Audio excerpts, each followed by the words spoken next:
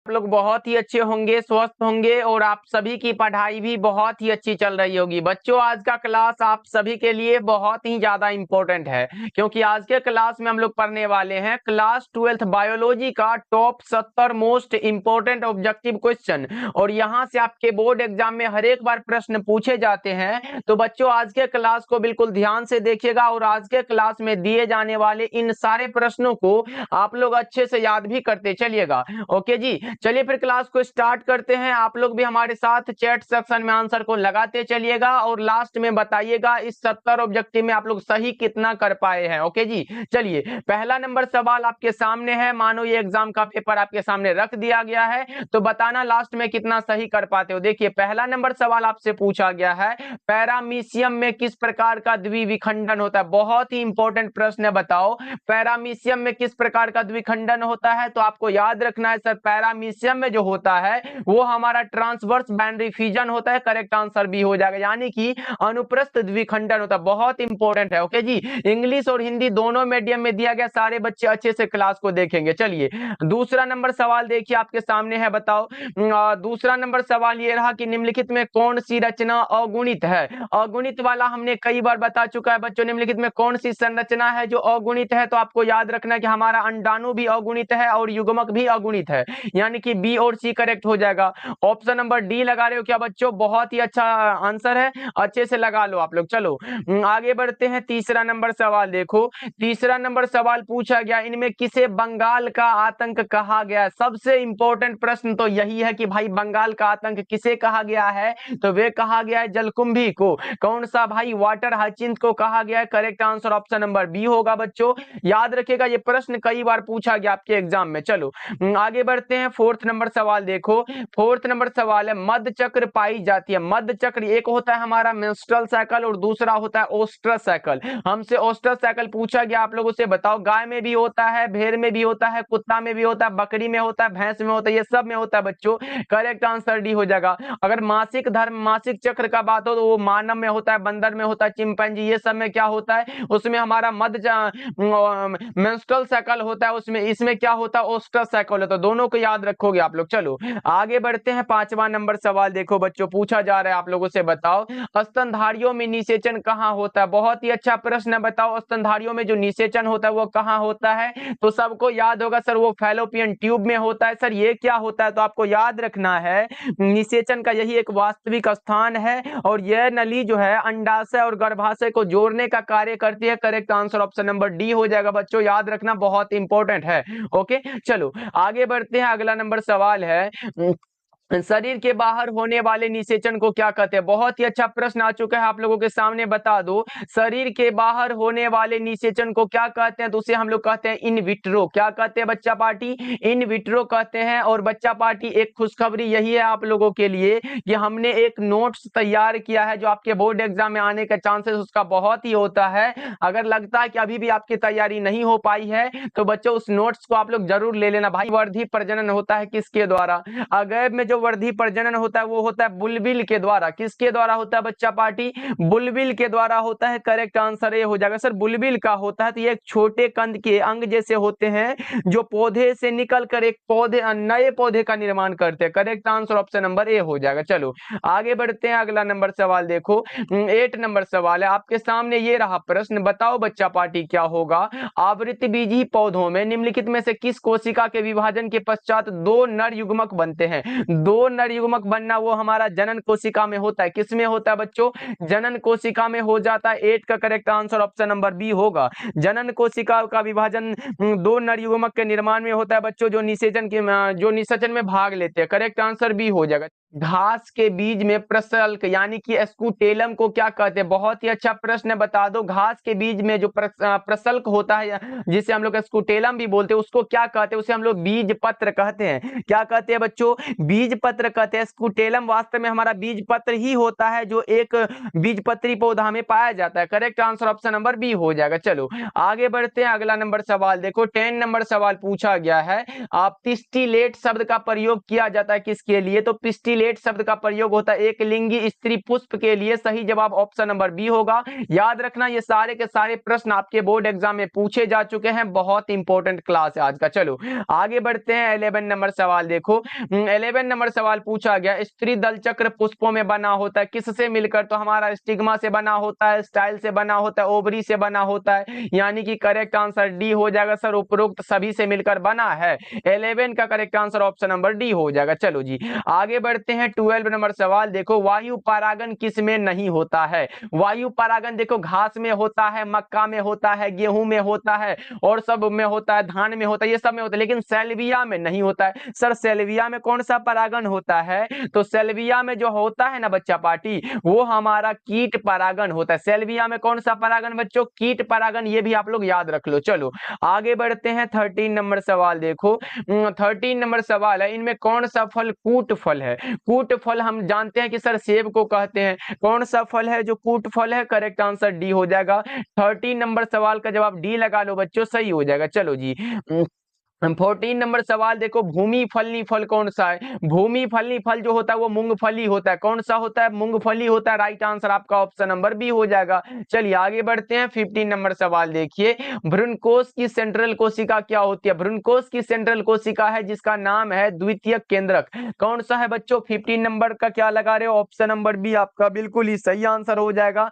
15 का बी लगाना आप लोग। चलो 16 नंबर सवाल की ओर बढ़ते हैं। ये रहा हमारे सामने प्रश्न, बताओ भारतीय आवृतबीजी भ्रूण विज्ञान के जनक कौन है? भारतीय आवृतबीजी भ्रूण विज्ञान के जनक का जो नाम है वो है पंचानन महेश्वरी, यानी कि शॉर्टकट में पी महेश्वरी बोलते हैं। सही जवाब ऑप्शन नंबर डी हो जाएगा। चलो आगे बढ़ते हैं। 17 नंबर सवाल देखो। 17 नंबर सवाल है, एक प्रारूपिक आवृतबीजी भ्रूणकोश प्रायः कितने कोशिकीय होते हैं ये बताना है आप लोगों को। तो बोलोगे सर एक हमारा उसमें अंडाणु होता है, दूसरा हमारा 2 सहायक कोशिका होता है और एक हमारा उसमें केंद्रक होता है और 3 क्या होता है उसमें? एंटीपोडल्स कोशिका होता है। तो देख लो कितना हुआ, 7 होता है, 7 कोशिकीय होता है। करेक्ट आंसर डी हो जाएगा। चलो आगे बढ़ते हैं। 18 नंबर सवाल देखिए, हीमोकोरियल अपरा निम्नांकित में से किस में पाया जाता है? हीमोकोरियल अपरा जो पाया जाता है वो किस में पाया जाता है? जल्दी जल्दी से बता दो बच्चा पार्टी। तो बोलोगे सर हीमोकोरियल अपरा जो है गर्भावस्था के दौरान मां और भ्रूण के बीच पोषण और गैसों का आदान प्रदान करने के लिए होता है, यानी कि मानव में होता है। करेक्ट आंसर सी हो जाएगा।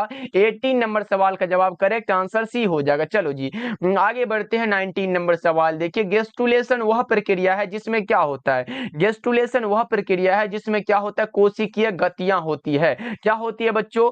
कोशिकीय गतियां होती है। 19 नंबर सवाल का जवाब करेक्ट आंसर सी हो जाएगा। और बच्चा पार्टी में तो बार बार यही बोलना चाहूंगा कि अभी भी तैयारी नहीं हो पाई है तो टेंशन मत लो, उस नंबर पे कॉल करना। सवाल देखो 20 नंबर सवाल पूछा जा रहा है, क्या परिपक्व शुक्राणु के शीर्ष पर एक टोपीनुमा संरचना पाई जाती है, उसे हम लोग क्या कहते हैं? एक्रोसोम बोलते हैं। क्या बोलते हैं बच्चों? एक्रोसोम बोलते हैं। 20 का करेक्ट आंसर ए हो जाएगा। और इस 70 ऑब्जेक्टिव को तो अच्छे से जरूर याद कर लेना। देखो वेलिस्नेरिया में किस प्रकार का परागन होता है? वेलिस्नेरिया में जो परागन होता है वो कैसा होता है? ये जल्दी जल्दी से बता दो बच्चों। तो वो हमारा हो जाता है जल परागन। करेक्ट आंसर ए हो जाएगा। चलो आगे बढ़ते हैं। 22 नंबर सवाल देखिए, अनुन्मील्य परागन वाले पौधों में निश्चित रूप से क्या होता है? अनुन्मील्य परागन वाले पौधों में जो निश्चित रूप से होता है उसका नाम होता है स्वपरागन, जिसको हम लोग सेल्फ पॉलिनेशन भी बोलते हैं। करेक्ट आंसर ए हो जाएगा। चलो आगे बढ़ते हैं। 23 नंबर सवाल देखिए, निम्नलिखित में कौन कोशिका अगुणित है? यहाँ कोशिका का बात हो रहा है, आप लोगों से बताओ कौन सा होगा? तो वो हमारा द्वितीयक अंडक होता है जो अगुणित है। करेक्ट आंसर सी हो जाएगा बच्चों, याद रखोगे। Correct answer option number C हो जाएगा। चलो आगे बढ़ते हैं। यहाँ युग्मक का बात नहीं हुआ। चलो आगे बढ़ते हैं। 24 नंबर सवाल है, यौवनारंभ के समय प्रथम आर्तव चक्र क्या कहलाता है? यौवनारंभ के समय प्रथम आर्तव चक्र जो कहलाता है उसका नाम होता है रजो दर्शन। क्या होता है बच्चों? रजो दर्शन होता है। Correct answer option number C हो जाएगा 24 का। चलो जी आगे बढ़ते हैं। 25 नंबर सवाल देखो, कॉर्पस ल्यूटियम के द्वारा स्रावित होने वाला हार्मोन कौन सा होता है? कॉर्पस ल्यूटियम के द्वारा स्रावित होने वाला हार्मोन है जिसका कि नाम होता है प्रोजेस्टेरॉन। क्या होता है बच्चों? Progesterone. Correct answer option number C हो जाएगा। ये सब करेक्ट आंसर है, याद रखिएगा आप लोग। चलो 26 नंबर सवाल देखिए पूछा जा रहा है क्या, टेपेटल कोशिका क्या दर्शाती है। टेपेटल कोशिका जो दर्शाती है वो क्या दर्शाती है बच्चों बता दो, वो हमारा एंडोमाइटोसिस तथा बहुगुणिता दोनों को दर्शाती है। Correct answer option number D होगा बच्चों, याद रखोगे। यहाँ देखो एंडोमाइटोसिस कोशिका विभाजन ये तो दर्शाता ही है, लेकिन हमारा बहुगुणिता भी दर्शाता है, इसलिए करेक्ट आंसर डी को लगाना। चलो आगे बढ़ते हैं। 27 नंबर सवाल देखो। 27 नंबर सवाल है, कैपेसिटेशन एक प्राकृतिक क्रिया है जो होती है, किसमें होती है ये जल्दी से बता दो। तो कैपेसिटेशन एक प्राकृतिक क्रिया है जो होती है मादा जनन मार्ग में। करेक्ट आंसर बी हो जाएगा, 27 का बी लगाना बच्चों, बिल्कुल ही सही आंसर है। चलो आगे बढ़ते हैं। 28 नंबर सवाल देखो, एमनियोसेंटेसिस द्वारा विश्लेषण होता है, क्या होता है जल्दी से बता दो। एमनियोसेंटेसिस के द्वारा जो विश्लेषण होता है वो किसका होता है, वो होता है एमनियोटिक द्रव का होता है। सही जवाब 28 का ऑप्शन नंबर सी हो जाएगा। सारे बच्चे सी को लगा रहे हो क्या बच्चा पार्टी, बहुत अच्छे। और बच्चों आप लोग क्लास को एकदम लाइक करते चलना, जितने भी बच्चे जुड़ रहे हो हमारे साथ जुड़ते चले जा रहे हो, सारे बच्चे क्लास को लाइक करते चलिएगा, तब मजा आता है पढ़ाने में, इसलिए सारे बच्चे क्लास को लाइक कर लीजिएगा। और हमारे साथ डेली क्लास करना चाहते हो तो शाम के 6 बजे और शाम के 8 बजे ज्वाइन करना क्लास को। चलो आगे बढ़ते हैं। 29 नंबर सवाल देखो, कॉपर टी किससे बचाव का कार्य करता है। कॉपर टी रोकता है फर्टिलाइजेशन को। फर्टिलाइजेशन किसे कहते हैं सर, तो नर युग्मक तथा मादा युग्मक के संलयन को ये रोकता है, उसे हम लोग निषेचन कहते हैं। करेक्ट आंसर सी हो जाएगा। चलो आगे बढ़ते हैं। अगला नंबर सवाल देखिए, 30 नंबर सवाल है, एक नई गर्भ निरोध गोली जो गैर स्टेराइडल होता है उसे क्या कहते हैं, उसे हम लोग सहेली बोलते हैं। क्या बोलते हैं बच्चा पार्टी, सहेली बोलते हैं। करेक्ट आंसर क्या होगा, 30 नंबर सवाल का जवाब सी हो जाएगा। चलो आगे बढ़ते हैं। अगला नंबर सवाल देखो, 31 नंबर सवाल आपके सामने है, तो जल्दी से बता दो, एक शुक्राणु को सीधा अंडाणु में प्रवेश कराने की कौन सी विधि है। तो आप बोलोगे सर ICSI है। करेक्ट आंसर भी हो जाएगा। अब बता दो सर ये ICSI का पूर्ण रूप क्या होता है, तो वो हमारा होता है इंट्रासाइटोप्लाज्मिक स्पर्म इंजेक्शन होता है। Correct answer option number B हो जाएगा। चलो आगे बढ़ते हैं। 32 नंबर सवाल देखिए, जन्म नियंत्रण की सर्वाधिक उपयुक्त विधि कौन सी है। जन्म नियंत्रण की जो सबसे उपयुक्त विधि है जिसका नाम है बांध्याकरण। क्या होता है बच्चों, बहुत इंपॉर्टेंट है, आपको याद रखना है। बांध्याकरण एक अस्थायी गर्भ निरोधक उपाय है। इनमें क्या होता है, पुरुष के लिए वासेक्टोमी तथा महिलाओं के लिए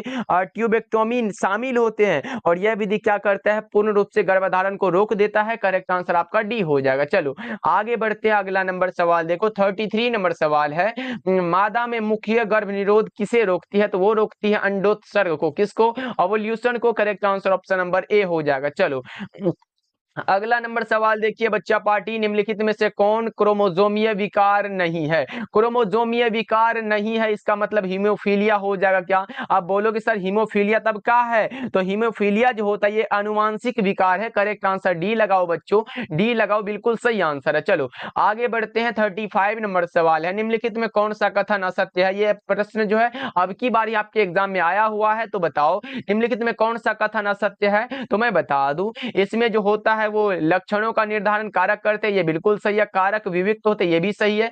मटर में कारक जोड़ों में होते, ये भी सही है। लेकिन यहाँ अलील का आपस में सम्मिश्रण नहीं होता है भाई, और यहाँ पे दे दिया होता है, तो ये गलत हो जाएगा, और यही हमारा असत्य वाला पूछा गया। करेक्ट आंसर डी होगा आपका, क्योंकि बच्चों आपको पता होगा एलील स्वतंत्र रूप से व्यक्त होते हैं, इनका कोई सम्मिश्रण नहीं होता है। करेक्ट आंसर डी हो जाएगा। ओके चलो आगे बढ़ते हैं। अगला नंबर सवाल देखो, 36 नंबर सवाल पूछा गया है, स्वबहुगुणिता कृत्रिम रूप से प्रेरित की जा सकती है किसके द्वारा। स्वबहुगुणिता कृत्रिम रूप से प्रेरित की जा सकती है किसके द्वारा, तो कोल्चिसिन के द्वारा। Correct answer option number C होगा, बिल्कुल ही सही आंसर है। चलो आगे बढ़ते बच्चों, 37 नंबर सवाल देखिए, एक ही स्थान पर उपस्थित रहने वाले जीन जिनकी विभिन्न अभिव्यक्ति हो उन्हें हम लोग क्या कहते हैं, उसे हम लोग मल्टीपल एलील कहते हैं, यानी कि बहु एलील कह सकते हो। करेक्ट आंसर ए हो जाएगा। 37 का ए लगा रहे हो क्या बच्चा पार्टी, बहुत ही अच्छे हैं। चलो आगे बढ़ते हैं। 38 नंबर सवाल देखो, 38 नंबर सवाल है, मेंडल का ऐसा कौन सा नियम है जिसका कोई अपवाद नहीं है। मेंडल का ऐसा कौन सा नियम है जिसका कोई अपवाद नहीं है, तो वो हमारा हो जाता है विसंयोजन का नियम। कौन सा होता है बच्चों, विसंयोजन का नियम, जिसे हम लोग क्या कहते हैं, पृथक्करण का नियम भी बोलते हैं, आपको याद होगा। Correct answer option number B हो जाएगा। चलो आगे बढ़ते हैं। अगला नंबर सवाल देखो, 39 नंबर सवाल पूछा गया है, हीमोफीलिया क्या है। हीमोफीलिया क्या होता है बच्चों, ये लगा दो 39 नंबर सवाल का जवाब। तो हीमोफीलिया क्या हमारा मेंडेलियन व्याधि होता है। अगर पूछे डाउन सिंड्रोम क्या होता है तो वो हमारा गुणसूत्रीय व्याधि होता है, जो कि ऑप्शन बी में दिया गया, लेकिन हमें डाउन सिंड्रोम नहीं पूछा गया है, हमसे पूछा गया हीमोफीलिया क्या है, तो मेंडेलियन व्याधि है। Correct answer option number A हो जाएगा। चलो आगे बढ़ते हैं बच्चों, 40 नंबर सवाल देखो, पूछा गया है हर्षे एवं चैज के प्रयोग का निष्कर्ष क्या था। तो हर्षे एवं चैज के प्रयोग का निष्कर्ष था कि विषाणु आनुवंशिक पदार्थ डीएनए है। कौन सा? Correct answer option number B होगा, विषाणु का होगा। यहाँ पे विषाणु का आनुवंशिक पदार्थ क्या होता है? डीएनए होता है। चलो आगे बढ़ते हैं बच्चों, अगला नंबर सवाल देखो, 41 नंबर सवाल है, यूरेसिल किससे संबंधित होता है। यूरेसिल जो संबंधित होता है वो आरएनए से संबंधित है। किससे है बच्चों? आरएनए से। करेक्ट आंसर ए होगा क्या 41 का? ए लगाए हैं सारे बच्चे क्या? बहुत अच्छे बच्चों, ऐसे ही लगाते चलो हमारे साथ आंसर को। चलो अगला नंबर सवाल देखो, 42 नंबर सवाल है, अंधापन के कुछ मामलों में इलाज में ग्राफ्टिंग हेतु दाता की आंख का कौन सा हिस्सा जो प्रयोग में ली जाती है, तो उसका नाम होता है कॉर्निया। कौन सा होता है बच्चों? कॉर्निया होता है। आप लोगों ने मानव नेत्र में फिजिक्स में भी पढ़ा होगा, ये एक पार्ट है कॉर्निया। चलो आगे बढ़ते हैं, अगला नंबर सवाल है 43 नंबर सवाल है, ट्रांसक्रिप्शन की समाप्ति किसके द्वारा की जाती है। ट्रांसक्रिप्शन की समाप्ति किसके द्वारा की जाती है? 43 नंबर सवाल का जवाब लगाओगे क्या बच्चा पार्टी? उसका नाम होता है रो प्रोटीन। कौन सा होता है बच्चों? रो प्रोटीन के द्वारा ट्रांसक्रिप्शन की समाप्ति की जा सकती है। चलो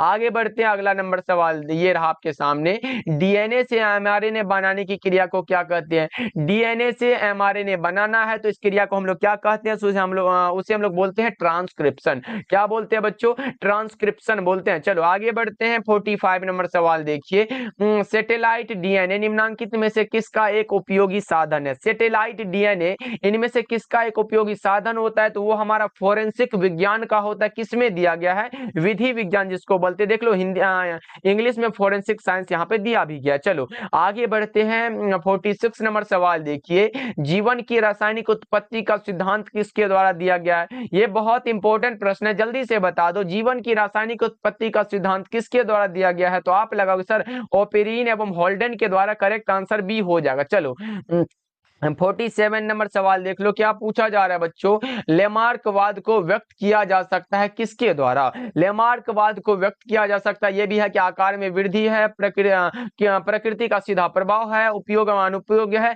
इनमें से सभी हो जाएगा। ये सारे के सारे क्या है, हम लोग पढ़ते हैं लेमार्कवाद में। करेक्ट आंसर डी हो जाएगा। चलो आगे बढ़ते हैं, 48 नंबर सवाल देखो, डार्विन ने किस सिद्धांत का प्रतिपादन किया। प्राकृतिक चयन का। किसका बच्चों? प्राकृतिक चयन का। सही जवाब ए हो जाएगा, और इस प्रश्न को जरूर याद रखोगे, अब की बार यही प्रश्न आ सकता है। चलो आगे बढ़ते हैं, 49 नंबर सवाल है, 49 नंबर सवाल है, सबसे अधिक विकसित जीवों की श्रेणी में कौन आता है। सबसे अधिक विकसित जीवों की श्रेणी में आता है स्तनधारी। कौन आता है बच्चों? स्तनधारी आता है। करेक्ट आंसर डी हो जाएगा। चलो आगे बढ़ते हैं, अगला नंबर सवाल देखो, पृथ्वी की उत्पत्ति के समय वातावरण में कौन सी गैस है जो प्रेजेंट नहीं थी। जल्दी से बताओ, पृथ्वी की उत्पत्ति के समय वातावरण में कौन सी गैस उपस्थित नहीं थी। 50 नंबर सवाल का जवाब बता दो बच्चा पार्टी, वो हमारा हो जाएगा ऑक्सीजन। करेक्ट आंसर सी हो जाएगा। चलो आगे बढ़ते हैं बच्चों, अगला नंबर सवाल देखो, 51 नंबर सवाल है, वे रोग जो एक संक्रमित व्यक्ति से दूसरे संक्रमित व्यक्ति में फैलते हैं उसे क्या कहते हैं। बहुत ही अच्छा प्रश्न है कि वे रोग जो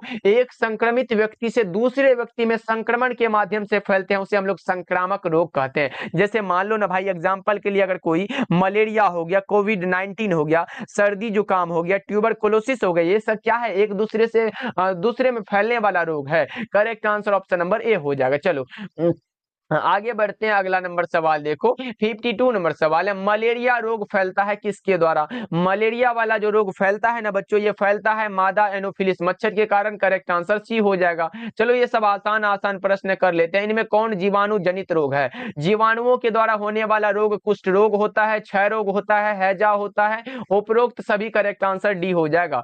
ओके चलो आगे बढ़ते हैं, 54 नंबर सवाल देखिए, रक्त में प्रतिरक्षी किनके द्वारा स्रावित होते हैं। रक्त में प्रतिरक्षी जो स्रावित होते हैं वो किनके द्वारा होते हैं, ये आप बताओगे क्या? वो हमारा लिम्फोसाइट होता है। 54 नंबर सवाल का जवाब सी हो जाएगा। एक जो होता है वो टी लिम्फोसाइट होता है, दूसरा कौन सा होता है? बी लिम्फोसाइट होता है, लेकिन दोनों का निर्माण कहाँ होता है? अस्थि मज्जा में होता है। चलो आगे बढ़ते हैं, अगला नंबर सवाल देखिए 55 नंबर सवाल है, केंद्रक प्रतिरोपण तकनीक की खोज किनके द्वारा की गई थी? केंद्रक प्रतिरोपण तकनीक की खोज जो किया गया है वो किया गया ब्रिग्स के द्वारा। करेक्ट आंसर सी हो जाएगा। 55 का सी लगा रहे बच्चा पार्टी, बहुत अच्छे लगाते चलेंगे और क्लास को लाइक करते चलेंगे। चलो अगला नंबर सवाल देखो पूछा जा रहा है बच्चा पार्टी। अगला नंबर सवाल है, टेटनस रोग क्या कहलाता है? टेटनस रोग का दूसरा नाम लोकजो भी है। करेक्ट आंसर सी लगा लो बच्चा पार्टी। ये सब आसान आसान प्रश्न है। 56 का सी लगा सकते हो आप लोग। चलो आगे बढ़ते हैं। 57 नंबर सवाल देखो, आपसे पूछा जा रहा है बच्चा पार्टी, सिंड्रोम का अर्थ क्या होता है? सिंड्रोम का अर्थ होता है लक्षणों का समूह। कौन सा बच्चों? करेक्ट आंसर डी में दिया गया, लक्षणों का समूह होता है सिंड्रोम का अर्थ। चलो आगे बढ़ते हैं। 58 नंबर सवाल है, इनमें कौन सी मछली मेजर कॉर्प नहीं है? नहीं है पूछा गया आप लोगों से, तो नैनी मछली क्या है? मेजर कॉर्प नहीं है। करेक्ट आंसर सी हो जाएगा। चलिए आगे बढ़ते हैं। 59 नंबर सवाल देखिए, निम्नलिखित में कौन सी बीमारी मुर्गियों में होती है? और यह प्रश्न हमें जहां तक याद है कि ये 2022 के एग्जाम में पूछा गया है, तो बता दो मुर्गियों में कौन सी बीमारी होती है? तो रानी खेत। करेक्ट आंसर डी होगा और इसको जरूर याद रखोगे आप लोग। चलो आगे बढ़ते हैं। 60 नंबर सवाल देखो, पूछा गया आप लोगों से, दलहनी खेत के जड़ पिंड में कौन जीवाणु पाया जाता है? दलहनी खेत के जड़ पिंड में कौन जीवाणु पाया जाता है? तो उसका नाम क्या होता है? जल्दी से बता दो बच्चा पार्टी। उसका नाम होता है राइबोजियम। क्या होता है बच्चों?